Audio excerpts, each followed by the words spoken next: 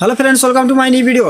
প্রথমবারে যখন আমরা কোনো মানুষকে দেখি তো প্রথম দেখাতেই আমাদের মন সেই মানুষটা সম্পর্কে ডাটা কালেক্ট করতে শুরু করে দেয় যে ও কে, কেমন, ওর ব্যবহার কেমন। আর শুধুমাত্র 10 সেকেন্ডের মধ্যেই আমাদের মন আমাদেরকে এটা জানিয়ে দেয় যে ওই মানুষটা আমাদের থেকে বেশি পাওয়ারফুল, বেশি ভালো, না আমরা ওর থেকে বেশি পাওয়ারফুল, বেশি ভালো। যদি তোমার মন তোমাকে এরকম বলছে যে ওই মানুষটার থেকে তুমি বেশি পাওয়ারফুল, বেশি ভালো, তখন সেই মানুষটা সম্পর্কে তোমার সেরকম কোনো কিছুই জানার ইচ্ছা হবে না, চাই সে ছেলে হোক বা মেয়ে হোক। কিন্তু যদি তোমার মন তোমাকে এরকম বলছে যে ওই মানুষটা তোমার থেকে বেশি পাওয়ারফুল, বেশি ভালো, তখন সেই মানুষটা সম্পর্কে তুমি অনেক কিছুই জানার চেষ্টা করবে। আর এখান থেকেই দৌড় শুরু। প্রথম দেখাতেই তুমি তার প্রতি ইমপ্রেস হয়ে যাও। অনেক ছেলেরাই এটা অনুভব করেছে, অনেক সময় মেয়েরা তাকে ফ্রেন্ড জোন করে দেয়, কিন্তু সে মেয়ে নিজেরাও এটা জানে না। সে এটা ভাবতে থাকে যে ওই ছেলে এত ভালো, তারপরেও কেন আমার মনের মধ্যে ওকে নিয়ে বারবার এরকম ভাবনা আসছে যে ও আমার জন্য সঠিক নয়। তো এটার পরিষ্কার মানে হচ্ছে এটাই, তোমার ভালো হওয়ার কারণেই তুমি মানুষকে অ্যাট্রাক্ট করতে পারছো না, সেই জন্য শুধু ভালো হওয়াটাই যথেষ্ট নয়। তো এখন প্রশ্ন হচ্ছে মানুষ তোমার সঙ্গে সম্পর্ক কেন করবে? অনেক ছেলে আছে অনেক ভালো, অনেক ছেলে আছে শুধুমাত্র একটা মেয়েকেই ভালোবাসে, কিন্তু এরপরে তার মধ্যে আর কী গুণ রয়েছে যেটা তাকে একজন ভ্যালুয়েবল পার্সন তৈরি করবে? আমাদের সমাজ, সোসাইটির লোকজন আমাদেরকে নিয়ে কেমন চিন্তা ভাবনা করে, আমাদের কেরিয়ার কেমন, আমরা কেমন জিনিসের সঙ্গে জড়িত রয়েছি, এই সবগুলো জিনিসই আমাদেরকে বাকি মানুষদের থেকে আলাদা করে। আর এই সবগুলো জিনিসই আমাদেরকে একজন ভ্যালুয়েবল পার্সন তৈরি করে। কারণ এই দেশে তোমার মতো আরও হাজার হাজার মানুষ রয়েছে, সেই জন্য তোমাকে নিজেকেই একজন ভ্যালুয়েবল পার্সন তৈরি হতে হবে। আমরা সবাই এটা মনে করে থাকি, আমরা সবাই এটা চাই যে আমার যে প্রিয় মানুষ হবে সে বাকিদের প্রিয় মানুষের থেকে সুন্দর হবে আর বাকি সবাইয়ের থেকে আলাদা হবে।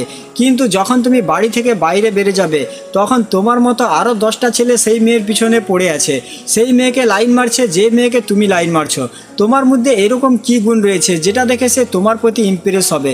অনেকের মুখ থেকেই আমরা এটা বলতে শুনি যে আমি ওই মানুষটাকে এত বেশি ভালোবাসি, ওর জন্য আমি নিজের জীবন পর্যন্ত দিয়ে দিতে পারি।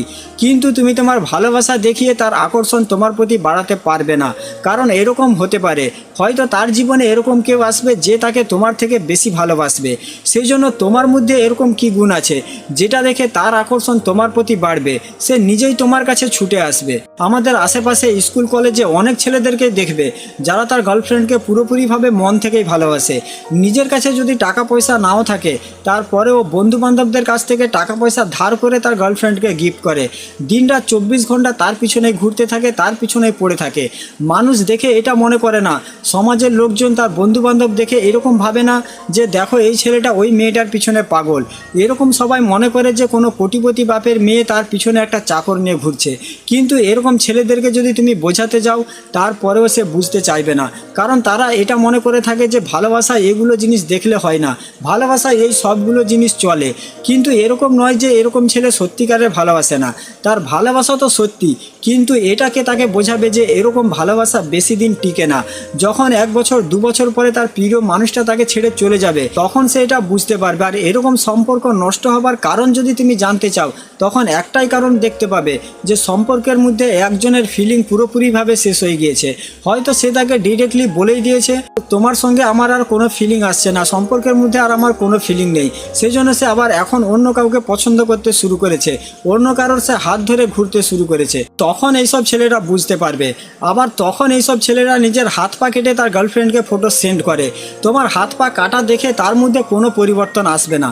আমাদের সমাজে ঘটে যাওয়া, আশাপাশি ঘটে যাওয়া, স্কুল কলেজে ঘটে যাওয়া এরকম বহু ঘটনা আমরা দেখার পরেও আমরা এটা মানতেই চাই না যে ভালোবাসা দেখিয়ে কখনো কাউকে অ্যাট্রাক্ট করা যায় না।